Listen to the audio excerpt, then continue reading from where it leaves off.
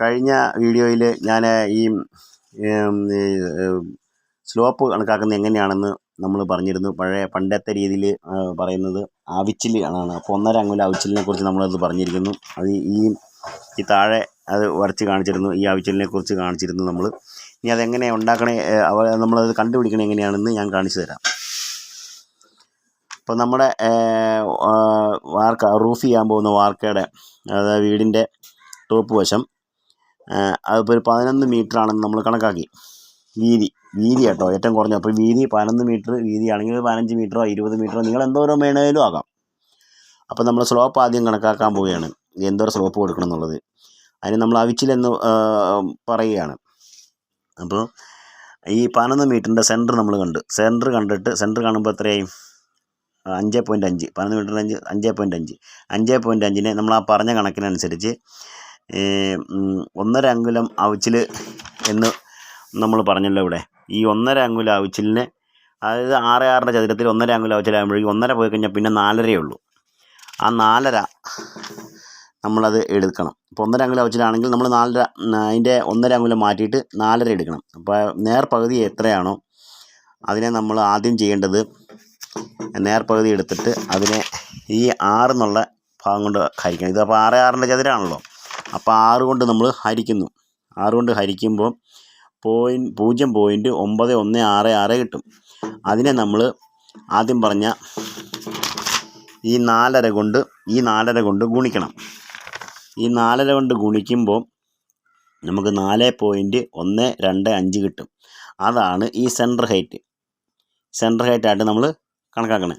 ഈ സെൻറ്റർ ഹൈറ്റിൻ്റെ സ്ക്വയറും, അതായത് ലംബത്തിൻ്റെ സ്ക്വയറും പാദത്തിൻ്റെ സ്ക്വയറും കിട്ടുമ്പോൾ നമുക്ക് കർണം കിട്ടും. അപ്പം നമ്മൾ എന്ത് ചെയ്യണം? ലംബം സ്ക്വയർ 4.125നെ അതിനെ നമ്മൾ അതിൻ്റെ സ്ക്വയർ കാണണം.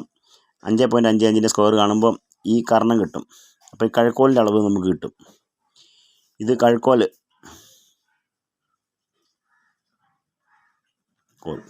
ഇവിടം വരെയുള്ള അളവ് കിട്ടും.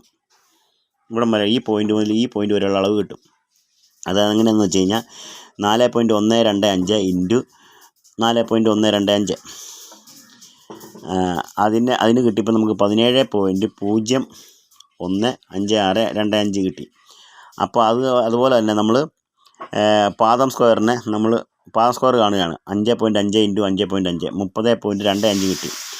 അപ്പം അതിൻ്റെ നമുക്ക് കൂട്ടിയപ്പോൾ കിട്ടിയത് 47.265625.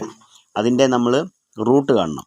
47.265625ൻ്റെ റൂട്ട് കാണുമ്പോൾ 6.875 പ്ലസ് 1.20. ഈ 1.20 എന്ന് പറയുന്നത് ഇറച്ചാട്ടമാണ്. അപ്പം നമുക്കിവിടെ കിട്ടിയേക്കണത് 6.875 നമ്മളതിനെ ഈ ഇറച്ചാട്ടം കൂടെ കൂട്ടുമ്പോൾ നമുക്ക് 8.075 ഈ കഴുക്കോലിൻ്റെ നീളം കിട്ടും.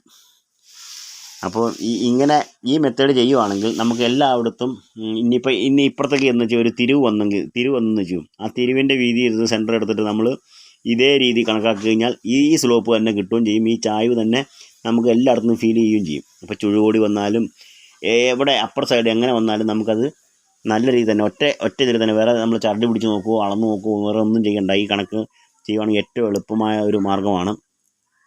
പഴയ രീതിയിൽ ചെയ്തുകൊണ്ടിരുന്നതാണ്. ഇപ്പോഴാണ് എഞ്ചിനീയർ കണക്ക് അതിൻ്റെ വേറെ 3 കണക്കൊക്കെ വന്നേക്കണത്. അന്ന് നമ്മുടെ പൂർവികന്മാരൊക്കെ ചെയ്തുകൊണ്ടിരുന്നത്, പൂർവികന്മാരെന്ന് വെച്ച് കഴിഞ്ഞാൽ നമ്മുടെ എല്ലാ ഈ വർക്കുകൾ ചെയ്യുന്ന എല്ലാവരും നമുക്ക് വേണ്ടി ഓരോരോ കാര്യങ്ങൾ ബാക്കി വെച്ചിട്ട് പോകുമല്ലോ. അത് നമുക്ക് ചിലർ അവരുടെ അറിവ് നമുക്ക് പകർന്നു തരും. എനിക്കും ഇങ്ങനെ ഞാൻ ചെയ്ത കോൺട്രാക്ടറുടെ മകനാണ് എനിക്ക് ഇതിൻ്റെ കണക്കുകൾ പറഞ്ഞു തന്നത്. അദ്ദേഹം ഇപ്പോൾ ഇല്ല, ഈ ഭൂമിയിൽ നിന്ന് മാറ്റപ്പെട്ടു പോയി. ഇപ്പോൾ ഞാനത് അതുകൊണ്ട് എനിക്ക് കിട്ടിയ ഈ അറിവ് ഞാൻ മറ്റുള്ളവർക്ക് പകർന്നു കൊടുക്കുകയാണ്. അത് ആർക്കെങ്കിലും റൂഫ് വർക്ക് ചെയ്യുന്ന ആർക്കെങ്കിലും ഇത് പ്രയോജനകരമായി തീരട്ടെ ഓർത്തുകൊണ്ടാണ് ഞാനിത് ചെയ്യുന്നത്. എൻ്റെ ഈ ചാനൽ, ഈ വീഡിയോ ഇഷ്ടപ്പെട്ടെങ്കിൽ നിങ്ങൾ ലൈക്ക് അടിക്കണം, ഷെയർ ചെയ്യണം, കമൻ്റ് അടിക്കണം, പിന്നെ നിങ്ങളെ സപ്പോർട്ട് ചെയ്യണം. ഇനിയും വരും ദിവസങ്ങളിൽ അടുത്ത വീഡിയോയിൽ നിങ്ങൾ കാണണം. ഇതിൻ്റെ ബാലൻസ് ഞാൻ അടുത്ത വീഡിയോയിൽ ഇടുന്നതാണ്.